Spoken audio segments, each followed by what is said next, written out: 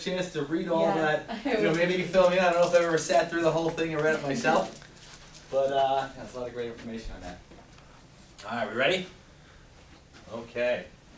So, I already met you guys. I'm Dr. Doug, and you two, I already know you. Longtime patients. We're hosting a series of talks in our office. For those who don't know, it's called Tuesday Talks with Dr. Doug, and we're going to host them every second Tuesday of every month. So far we've done, this will be the fourth one that we're doing. First one was on specifically chiropractic, called Curious About Chiropractic. Second one was on supersizing your immune system naturally. The one we did last month was the 3 worst foods to eat and why. And I'll tell you about those if you want, that's okay. And then this one, obviously, we're doing a lot with chiropractic for pregnant moms and babies. You do not have to be pregnant, all right? Just that's a precursor. I'm not pregnant, and neither is Tammy's not pregnant. So I think we only have one pregnant mommy in the group right now. But my passion is actually for pregnancies and pediatrics. As a chiropractor, we go through a lengthy process to become doctors of chiropractic, but then after I graduated, I received additional 2-year certification through an organization called the International Chiropractic Pediatric Association, which basically helps me specialize in pregnant women as well as babies, whether they're, or pregnant, or pediatrics, whether they're babies, whether they're teenagers, and everything in between. So this talk I'm really excited to do. We're going to talk about a lot of stuff. We're going to go through some of the basic foundational stuff, some supplementation stuff, some dietary things, choosing a birth care provider. But the goal is to really just empower women to really just believe in their own body so that they can have a nice, healthy, happy pregnancy, especially a birth process itself. So, first we're going to start with Luke's story.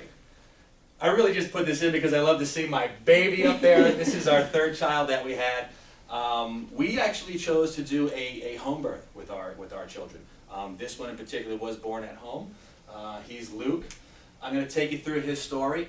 Basically, right around 8 o'clock on a Friday night.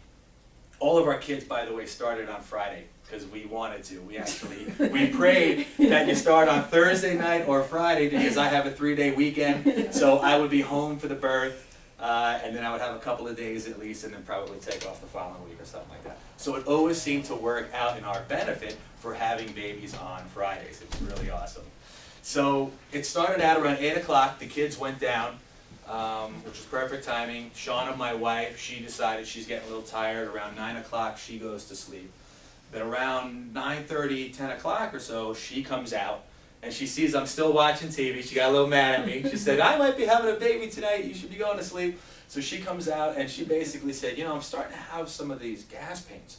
And for my wife, the first 2 pregnancies, that was kind of the indicator that, a baby might be on its way. So anyways, her contractions started to kind of get a little bit more intense, started to get a little closer together, as most women's do as they start to progress.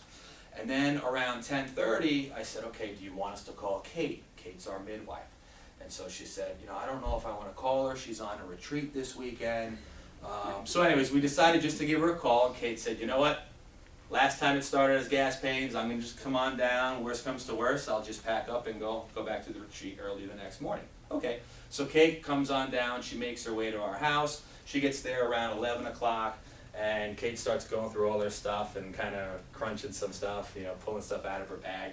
And by that time, I think Shauna's got a little distracted, so her contractions started going down a little bit, spacing out. So around midnight, Kate says, okay, things are kind of calming down. Shauna, why don't you go ahead and take a rest if you can, and maybe things will pick back up and you'll have good energy. So we all decided to go to sleep. Kate went to her room, I went to our room, and Shauna decided to sleep in a different room because she liked the bed. So she went there. 3 o'clock in the morning, I get a little tap on the shoulder. I wake up, 3:30. I wake up, she says, okay, I think they're starting to pick back up again. And she's starting to have more contractions. Right around at literally 4 o'clock to the minute, because I was scratching out the numbers, writing down contractions, increasing intensity. So at 4 o'clock, she says, okay, go get Kate. I go get Kate. Kate comes up, wakes up and goes, okay, I think she's ready. Come on in, we're ready for you. And Kate comes in, she sees how far along my wife is, and she starts scrambling to get things ready, and she turns around, and less than 8 minutes later, our baby's born. So it was actually a really quick process, and I'm going to talk a little bit about why maybe it kind of progressed that way. But my wife's an amazing person. There was no interventions, there was no medications, she really handled it well. And we believe that because she had the right frame of mind going into all this stuff. She really fully educated herself on what was going on. She had a great chiropractor on her side, keeping things balanced in the environment like it should be. But she really had a lot going for her. We did a lot with nutrition, we did a lot with classes. Amy, I'm going to introduce her probably toward the end. For those that don't know her, she's got an incredible course that, you know, my wife birthed 2 children before, but I don't know if she ever told you, but that class really put her in the right mind frame again, and that was just something that really helped along with the pregnancy. So we're going to talk about some of those things. But I wanted to tell you that story because, one, you know, when we talk about discomforts or challenges or things like that, sometimes women look at me and go, "You're a guy, you can't relate." So I always have to pull my wife in and say, "Well, my wife was this and my wife was that." But she's an amazing person, and it can be done, but you just have to have the confidence in yourself. So we're going to talk a little bit about that. So we're going to start with some basic necessities. No surprise, at least to most people, you definitely want to have a nice, high-quality multivitamin with some folic acid in there, also known as folate. All right, we chose to do something called a whole food supplement, different from something called a synthetic vitamin. Both are really good. It's just that when you start taking synthetic type vitamins, you just want to really be careful about some of the levels because you're not supposed to take too many high levels of certain types of vitamins. So you just want to be really cautious to keep those things down. It does not replace a good, healthy, whole food diet, but it definitely aids in keeping everything kind of covered with your bases. A supplement that I would absolutely recommend to everybody, regardless if you're pregnant or not, but really while you're going through pregnancy, is something called DHA. It's an omega-3 type fatty acids. There's a couple different portions of the omega-3s, DHA and EPA, but definitely the DHA portion of it. I'm a chiropractor. I don't just work on spines, I actually make sure that the nervous system is working like it's supposed to. So there's a lot of neural development that goes on, obviously, for your baby. In fact, it's the very first system in the baby that's created inside you. It starts as a bunch of cells that reproduce, get bigger and bigger, and that's basically your brain, and then it spits out this little thing called the notochord, which turns into the spinal cord, and from there it kind of builds the whole body. So you really want to make sure that that nervous system is working like it's supposed to, because that's the blueprints that builds your baby. So making sure you have adequate amounts of omega-3 fatty acids, it's been shown to prevent preterm labor and delivery. It optimizes brain growth, especially in the 3rd trimester, although throughout as well. So get on them as early as possible. The best thing is to get on them before you're pregnant, really start to lay the foundation, create a healthy body so that you can really just have a great pregnancy right from the get-go. Aids in developing the nervous system and the immune system, combats cardiovascular disease, and actually helps prevent depression both pre and postpartum, which can really affect lots of women. Vitamin D in the form of D3, the sunshine vitamin. Another absolute must. Again, whether you're pregnant or whether you're not, this is a really great supplement to take. It's called the sunshine vitamin because there's supposed to be this sun out there, but in our area it's not too sunny. So you definitely want that. And I almost copied and pasted because a lot of this stuff has to do with the other parts. It's been shown to prevent, again, preterm labor and delivery. It reduces complications like gestational diabetes and something called preeclampsia, which is basically high blood pressure during pregnancy. It aids in developing the nervous system, helps prevent depression pre and postpartum. Those are a great supplement. I would highly recommend dosages of about 4,000 IUs or more when you get your blood test, because quite often most providers, whether you have a midwife, whether you have an OBG or something, they're going to get in there and they're going to typically do some blood tests. So just ask them to test your vitamin D levels. It doesn't take a whole lot extra blood, it's just a little bit. And you want to keep your levels really between 50 and 70 is what you want it. Some labs say 35 is okay, but most of the nutritional experts out there really want you to ramp up on those a bit more. So between 50 and 70 would be ideal for your vitamin D levels. And dosages of about 4,000 IUs daily is really just to kind of maintain your regular level. So if you're low, you might want to go between 5 and 10,000. Okay? high quality whole foods. This is basically, these are your basic building blocks, all right? You wouldn't build a house with scrap wood and pieces of wood you kind of find in the yard and sort of put it together and use, you know, the insulation that's a really low quality, or bent and crooked nails. You know, you might be able to put this structure together, but it probably won't last very long. It's eventually going to fall apart. You want to build your baby. I know, thinking like a guy now, you know, I'm thinking of building houses. It's the same as building babies. But it's, you really want to feed your body the right nutrients. So you don't want to give it something like trans fats. You don't want to feed it lots of fast foods. You want to feed it good, whole quality nutrients, because that's what's literally forming and building your baby. Fruits and veggies, an absolute must. Did we get a little nudge there? Did I see a nudge? We got a fruit and veggie lacquer? Okay. You want to do organic whenever possible, all right?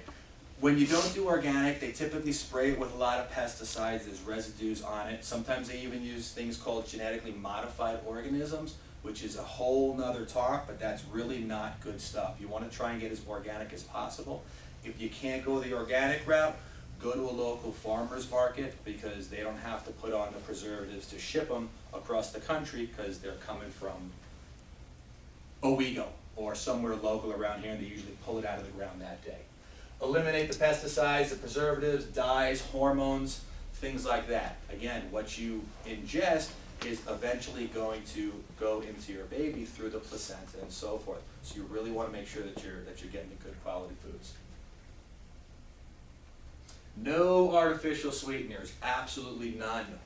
Artificial sweeteners like aspartame and those types of things, your body, when it starts to break it down inside of you, and this is what we learned with the 3 worst foods to eat last month, but your artificial sweeteners, when you break it down, some of the byproducts are things like formaldehyde, which is really pretty toxic to the body. So you don't want to bring any of that stuff into your body, because your baby is forming and it's extremely sensitive. So you want to try and keep that environment as clean as possible. Stay away from fast foods, fried foods, etc. They're loaded with things called trans fats. Laura, you were at the 3 worst foods to eat, so you know what trans fats are. Does anybody not know? Kind of a buzzword, it's a little familiar. Trans fats are basically, they're abnormal, they don't exist in nature. Man thinks that we can always improve upon what nature provides, and we always end up messing things up. So we created this thing called a trans fat, which actually helps it extend the shelf life, but it's really not very healthy for your body. It happens in things whenever you start to really high heat certain types of oils. So your brain, your spine, your nervous system, every cell in your body is surrounded by something called a lipid bilayer, which is 2 layers of fat. Fat is good. You want good fats in there. If you start having too many trans fats, you're going to build a brain and a spinal column and all your cells with this bad fat, and they're not going to work very well. So you really want to eat the good fats. The good fats are the omega-3s, avocados, types of fish, assorted nuts. Those things you get really good sources of omega-3s from. Oh, I got ahead of myself. So exercise. Is that a surprise? You know, is that good for you? Of course it is. So exercise is something really good, obviously, for pregnancy as well. You don't want to overexert yourself and do really heavy lifting, but you certainly can do things like walking, swimming, yoga, some lightweight training, etc. What are the benefits? Tons of things, but it's basically a copy and paste. Been shown to help prevent preterm labor and delivery, reduces complications, aids in developing the nervous system, and so forth and so on. So these are some real basic kind of things that everybody should really take into account. And it's never too late to start. It's also never too soon to start. And find the right birth provider and support team. Probably the most important slide I'll show you with regards to the basic necessities. There's lots of different birth type providers, but you want to surround yourself with those that, one, respect what you wish to have done and will help you get to that point. Some people feel very comfortable with a doctor, an OB-GYN in a hospital setting. Maybe you're thinking there's going to be complications, you're predetermined into that, so you have a pre-mindset that you might need some type of intervention, you want to be in a hospital setting in case that goes wrong. Okay, not our family. My wife wasn't comfortable at all with hospital type settings, that's why we chose a home birth. We wouldn't want to do a home birth all by ourselves, we're not comfortable with that, but we are comfortable with someone who's really highly trained in the birth process, and that's what midwives are. And there's several different types of midwives, as you can see. A doula. Doula basically, does anyone not know what a doula is? Amy, you want to give a quick little explanation of what a doula is? A doula is they're a professional labor support person. So somebody that you would hire during pregnancy, and then when your labor begins, you call them, and they would come and, like I said, they're certified and educated, so they know all about labor and they bring tools in their hands and give you support until your baby's born. They're awesome. So for those who don't really have a lot of knowledge about birth and stuff like that, it's great to have the husband there. Daddy, he's there. You can hold the hand, and sometimes that's as far as dad can do.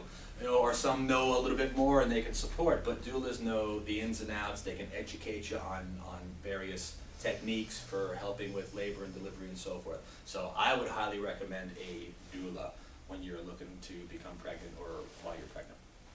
A certified birth educator, as well as a lactation consultant. Amy, by the way, is all of these. So she's got a fabulous course. Can you tell I like her course? I've mentioned it already. So once again, to sum it up, the single most important component for a safe and healthy birth is really the confidence in yourself. When you start getting scared or fearful, your body starts to kind of shut down. It goes into fight or flight mode. Different hormone levels start going. Labor starts to slow. And then the list of interventions kind of goes from there. So to really understand as to what each step is going to take you through as you go through pregnancy and you go through labor, that's going to give you the confidence to understand that, okay, this is normal, this is how it's kind of supposed to be. Okay? All right. So how can chiropractic help pregnancy? Great question. Glad you asked it, Kristen. It's actually been shown to help with infertility. So those who can't get pregnant, we can actually help out with that. We will talk a little bit about that in just a moment, and hopefully it'll make a little bit more sense for those who don't know a lot about the whole chiropractic thing. But there's lots of research out there that shows that those who are trying to get pregnant for anywhere from 3 to 5 years unsuccessfully, after getting under care within about 3 or 4 months, about 90% of those women actually conceive within just a few months. Pretty amazing stuff. Once you are pregnant, it can help ease the common discomforts of pregnancy, improve quality of sleep, helps your baby find the ideal position, which is really important for birth. It can actually reduce labor time by up to 39%. Now my wife, I think it was like 90% reduction. I don't know what it was, but there was a whole bunch of things sort of leading up to that. But it can reduce the likelihood of back labor and also reduce the likelihood of complications. And it'll make a bit more sense once we go through a couple of things in just a little bit. So we're going to review a little bit of anatomy, and I'm going to show you a quick video. I'm going to get that thing started right there. All right, so as a chiropractor, my main focus is on the nervous system, all right, and I can influence it by working with the spine. With pregnant women, the pelvis is super, super important. All right, this is a front view of the pelvis, kind of looking sort of on a front angle down. All right, notice this big old circular opening. That's the pelvic ring right there. Notice it's big and round. All right, perfect for a round little baby's head to sort of sit down in there. You want it to be round and open. It's made up of 3 bones. A triangular bone here called the sacrum. Here's the back view. And then a left big old ilium and a right big old ilium. So as long as those things are where they're supposed to be, in a nice position, it's nice and round, plenty of room. From the back here, we see a couple of muscles that attach your pelvis to your legs. We'll see what happens with those in just a little bit too. This is a side view, a front and a side view. So right here is this thing called the uterus. It kind of looks like a big old pear or a hot air balloon, and it's kind of tethered to the pelvis by a few ligaments. Those are going to be really important. The front ones up here, they're called the round ligaments, and the one that goes way over here is called the broad ligament. Basically, it attaches that uterus to the pelvis. Okay? All right, let me see if I can get this to the right spot. And we will check out a video. It's going to zip forward pretty quick.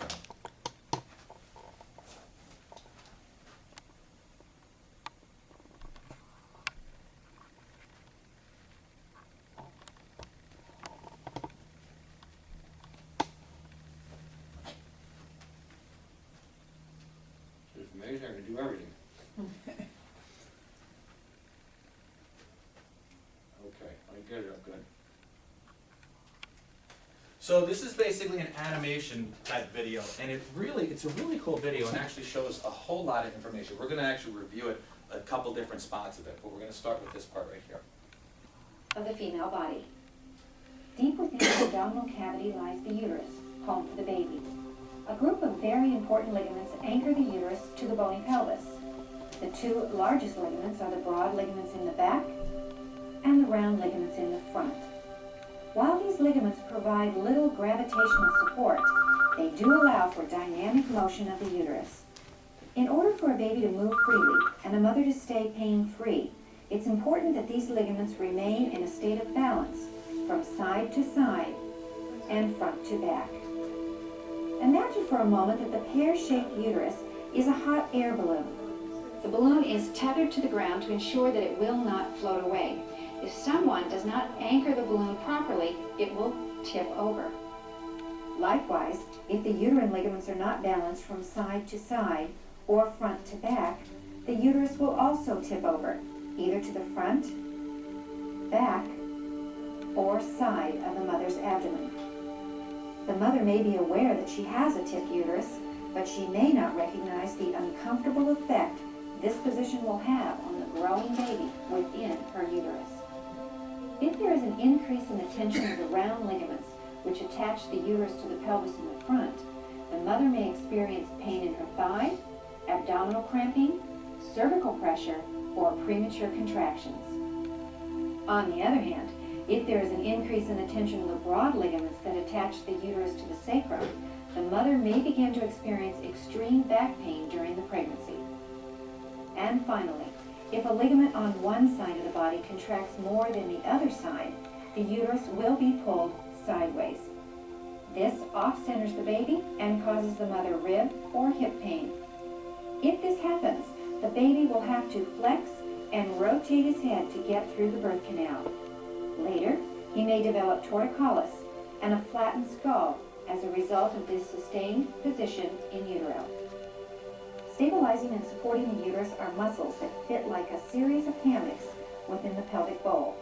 The deepest layer runs obliquely from the sacrum to the ilium. The middle layer is anchored from side to side, and the top layer is anchored from the front to the back of the pelvis. These muscles support the uterus against gravity, mold the baby's cranial plates during the last trimester, and guide the baby smoothly through the birth canal. There are muscles outside of the pelvic bowl that stabilize and support the bony pelvis for normal joint function. One of the more important muscles is the piriformis, which connects the sacrum to the femur. A piriformis spasm on one side may result in severe sciatic pain on the opposite side. On the other hand, a spasm in both muscles may result in low back pain. During birth, a spasm in... Okay. So, we're going to fast forward just a little bit to another section, and it's going to actually show you what happens when the pelvis isn't quite in the right position. You know, when it's all centered and balanced like it's supposed to, it actually creates less tension on the uterus. The uterus has plenty of room. It's nice and round. It's a happy environment for your baby as well as for you, because if baby's not happy, guess what? You're probably not going to be all that happy either. So, oh, that's a play one.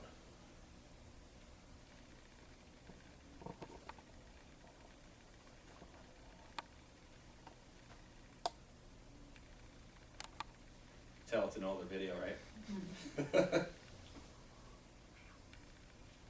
Yeah, but it's getting harder and harder to move my hands and feet. The animation's great. Around the 7th month of pregnancy, the volume of amniotic fluid in the womb starts to drop. This change in fluid dynamics gives the baby more room to grow while decreasing his buoyancy. Gravity can now take over and pull the heaviest part of his body, his head, down against the lower cervical portion of the uterus. The uterus, the baby's spine, and the mother's spine will now all become parallel with each other. This is essential for an uncomplicated birth to occur. Ideally, after much tossing, turning, rolling, and playing, the baby will position himself with his back on the mother's left side. Most babies will assume this position because the mother's softer organs, the stomach, spleen, and pancreas, will move up against the respiratory diaphragm and make room for him to stretch out. There isn't as much room for a growing baby's spine to reside on the right side of the mother's abdomen because of the harder, less flexible liver that rests on that side. If the mother's sacrum is rotated, causing a subluxation at the site of the sacroiliac joint and a torsion of the pelvic bowl, an imbalance in the uterine ligaments will constrict the lower portion of the uterus, forcing the baby out of this optimum position. Gravity can no longer influence the baby as the tight, constricted fibers of the uterus force him to turn into an oblique, transverse, or complete breech position. Correcting the subluxation and restoring balance to the muscles and ligaments within the mother's pelvis, often called the Webster technique, will quickly and effectively restore the pelvis to normal, and the baby will drop back down into the optimum position within the uterus. Okay. So I'm going to share with you something called the Webster technique. And the Webster technique is actually a chiropractic technique that has been really extremely beneficial in helping babies find the ideal position for birth. The ideal position for birth, by the way, in case you don't know it, is head down. Gravity takes over, and when you have a nice, well-balanced uterus, again, it's kind of like that hot air balloon, so there's a lot of room to move around, and gravity takes over, and the heaviest part of the baby is typically the head, and that sinks right down into the pelvic ring like it's supposed to. But if the pelvis is a bit skewed or twisted, it creates a lot of tension and pulling on one of the ligaments while the other ones are pretty lax. And instead of that nice round balloon, it's more of an oblong, maybe more like a football shape. Not quite that severe, but it certainly distorts it a bit, and your baby has to basically lay in the right position that's most comfortable. And typically you won't feel a whole lot of kicking in there. Once we start to adjust it, typically what patients experience is there's a lot more activity and movement, because now there's all of a sudden, there's not a lot of room to move it to begin with, but any restrictions makes it even tighter. So if we can balance out that pelvis, relax those ligaments, and the uterus actually relaxes and allows for room for movement. So here's what basically the Webster technique is. This patient's lying on her stomach. You can see the table here for those who have never been adjusted before, but this table drops way out low so that the baby can rest right in there, and it's usually very comfortable. Pregnant women laying down on those tables with the drop piece, it's actually quite comfortable to do so. So we're checking her hips and pelvis to see if they're level and square. If they're not, we get in there, we do what's called a drop technique. Really nice and light and gentle. It's not uncomfortable. But basically this part of the table lifts up about an inch. I apply a light force into it, table drops out, and the pelvis sets in place. After we've set the pelvis, we want to turn the patient over and take a look at the actual round ligaments to see how they're doing. So on the second part of Webster's technique, we're checking out those round ligaments that you saw that were anchoring that uterus to just above the pubic bone. So if it's twisted, one side's going to be real tense and the other side's going to be real relaxed typically. So we line up on it, we do what's called a trigger point, which relaxes that ligament, and now it takes the tension off that uterus so that it can sort of come back to a more normal position. Some people notice movements right away within an hour or so. They might actually notice the baby's really moving around. Most people, takes about a few visits before we can really stabilize that pelvis. It just kind of depends on how chronic the subluxation was in that. So, any questions on the Webster technique? Yes? In the third trimester, would it be wise to come more often? Say if your patient was coming every 2 weeks?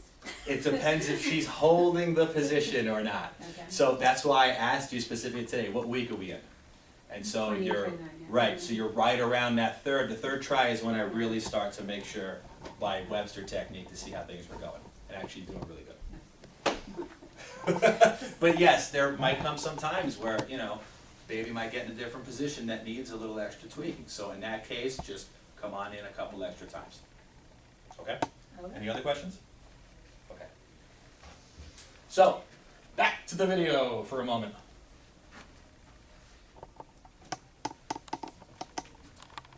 So this one's going to talk a little bit more about the actual going to get into a little more of the birth During the process third itself. trimester, very gentle contractions that hug the baby also begin to push him downward against the cervix.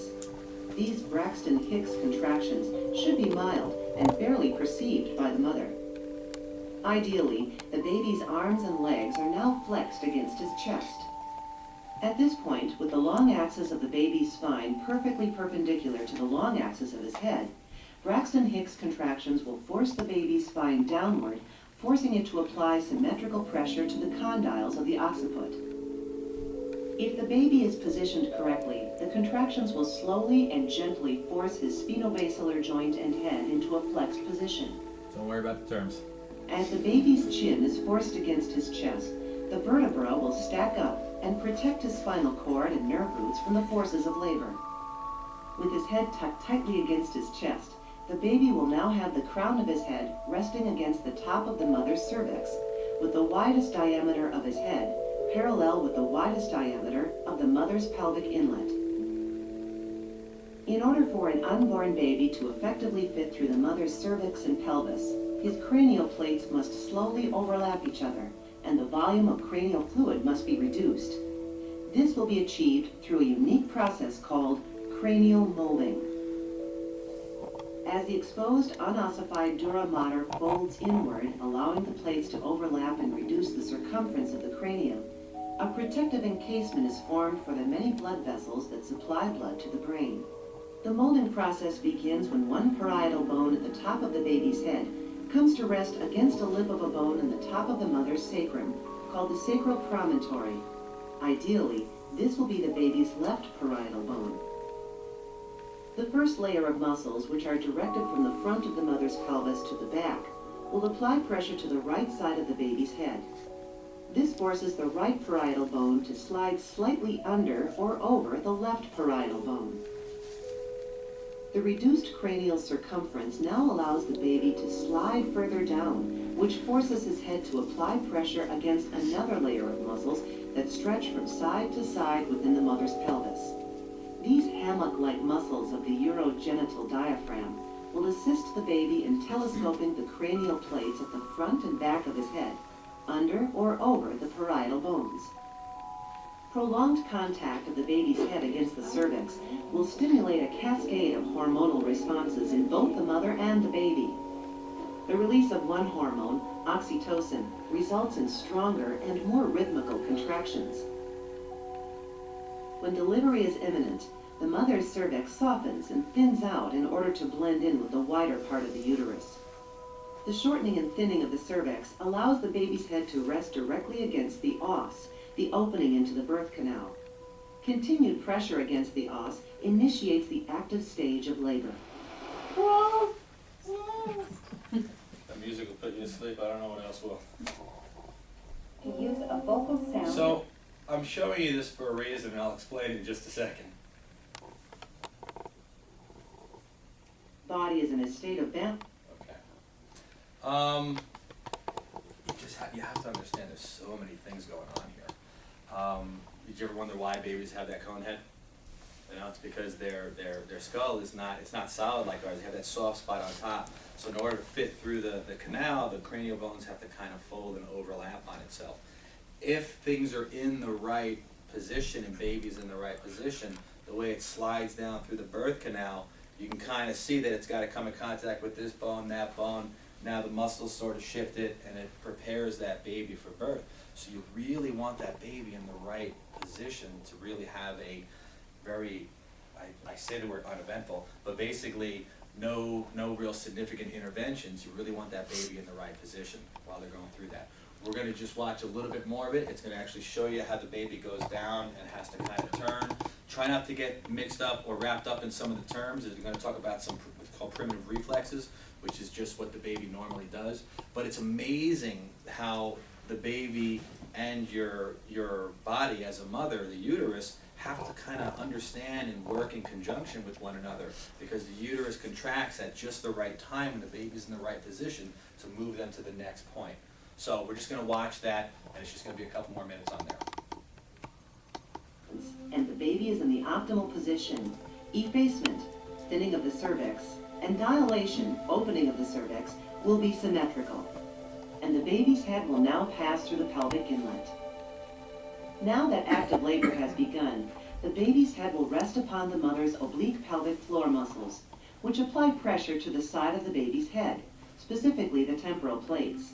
As the oblique muscles force the temporal plates to fold together, the baby's neck muscles rotate his head toward his left shoulder and activate the primitive asymmetric tonic neck reflex. This will result in an elevation of the left shoulder, which then reduces the diameter of the upper torso. Ideally, the baby will turn his face toward the curved portion of the mother's sacrum, and the back of his head will line up under her pubic bone. The baby can now slide even further into the birth canal. Once he moves past two bony points inside the mother's pelvis, called the ischial spines, he will continue to turn another 45 degrees until the widest diameter of his head lines up with the widest part of the pelvic outlet, the vaginal opening. As the baby rotates through the birth canal, the contractile forces of the vaginal wall stimulate one side of his spine, which activates the primitive Gallant reflex. This results in hip flexion and a decrease in the diameter of the lower portion of the baby's torso, allowing the baby's pelvis to slip through the fully dilated cervix. Crowning occurs when the top of the baby's head can be seen at the vaginal opening. As he slides through the opening, pressure from the anal gutter will force his head backward into extension. This will accomplish two things.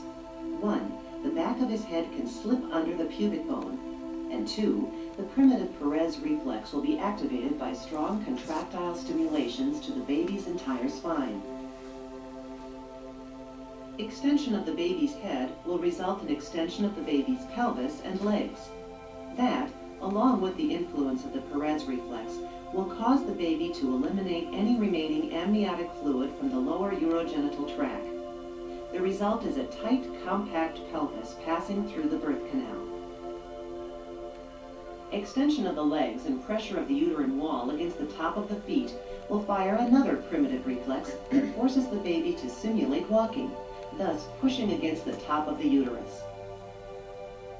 Once his head is out of the canal, the baby must roll his shoulders around so they too can line up with the widest diameter of the vaginal opening. To accomplish this, the mother's oblique pelvic floor muscles apply pressure to the shoulders, turning them until they can slip past the ischial spines. This results in the desired head rotation. As the baby's shoulders roll to line up with the vaginal opening, his neck muscles will slowly turn his head back toward his chest. Once the baby's shoulders are lined up properly, he will proceed to roll his body out of the birth canal. After delivery, the baby will intuitively cry out in vibrant bursts of sound to 1. Restore normal fluid dynamics by forcing cerebrospinal fluid and blood back into the cranium, 2.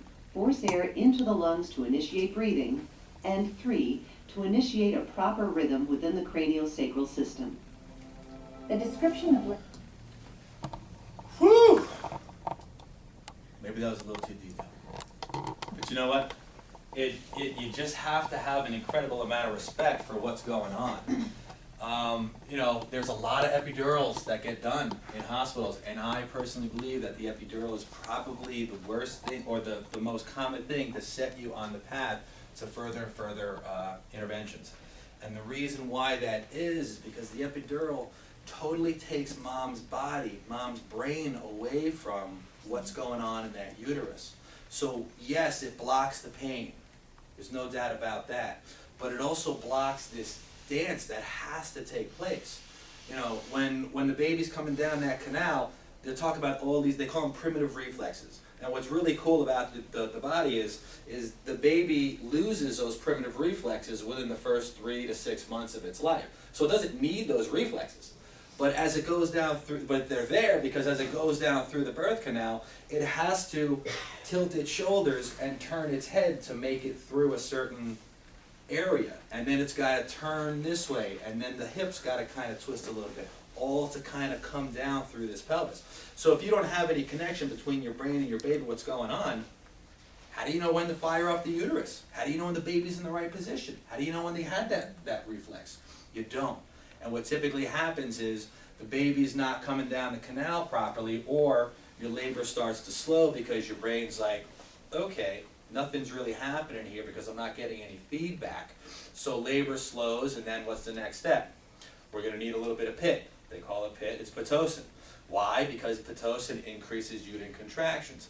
But when you start relying upon Pitocin drip, it starts firing off at a particular rate. It has nothing to do with whether the baby's in the right position.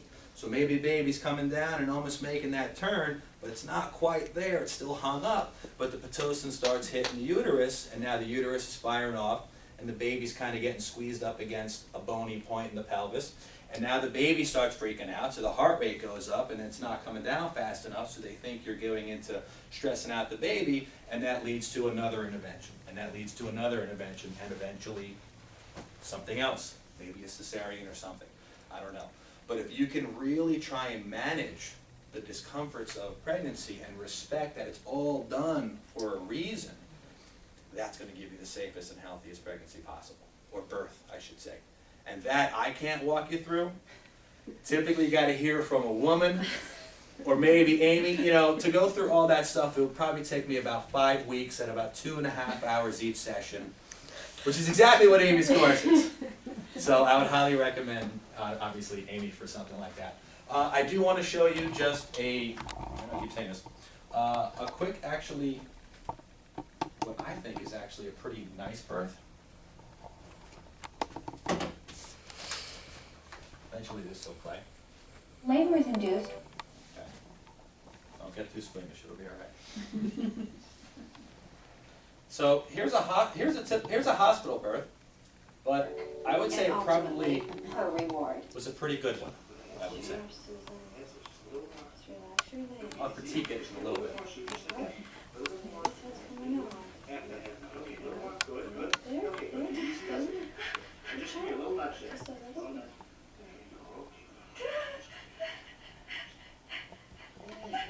Just a little bit of a pusher now. Good. It's looking a lot hot. It is. I can see that. Just a little bit of a pusher now, Sue. A little push. Good. Easy, easy. Easy. Push, lad. Pressure there. Hey, easy does it. For a second now. Sure. Sure. Easy does it. All right, let's go. We're fine. We're fine. Go away. Hey, just ever so gently now, Sue. Easy. Easy, easy. That's it, Sue. Good. Good. Okay. Easy does it now, Sue. That's it. Easy. Good job. Take the baby step with your hands on either side. Okay, good. There you go, Sue. I got it. Yes, sir. Hold there. Hold there. Under the shoulders there, Sue. Yes, you can. Easy. Hang on here. Now bring right to your chest there, Sue.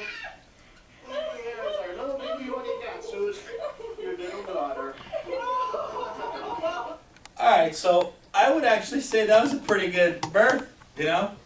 There's a couple of things that I would critique. I don't think that lady should birth on their back. That kind of works against gravity. I would say, you know, obviously it was comfortable for you, but it's a pretty classic one for a hospital. You notice there was a lot of just kind of fluid. There wasn't a whole lot of blood or things like that. You know, that's actually good.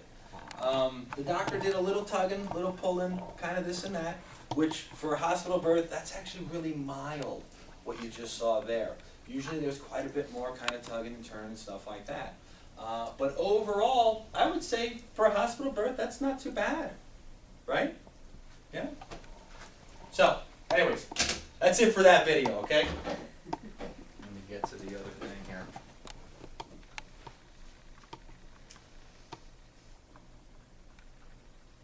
Does it say in that video if she had intervention, like, did she have any meds or anything? Or was that all- It doesn't, and you know what? I don't know. Her legs didn't do a whole lot of moving there, so I don't know if maybe she had an epidural, because usually there's not a lot of movement with the legs when you have that going on. So she was pretty calm in that point. I don't know. Maybe she just had good control. So a quick review: a well-aligned pelvis allows the ligaments, the muscles in the uterus to be, quote-unquote, balanced. A balanced uterus allows your baby to get into the most ideal and comfortable position. And a properly functioning nervous system allows mom's body to kind of oversee what's going on, so she knows when to contract, when to rest, and so forth. Any questions from anybody? That great picture, love that one. No questions, all right. In the video, Yeah. they said, and maybe I just missed it, but what made the baby put chin to chest? Did they say, is it a reflex? That's part of the positioning.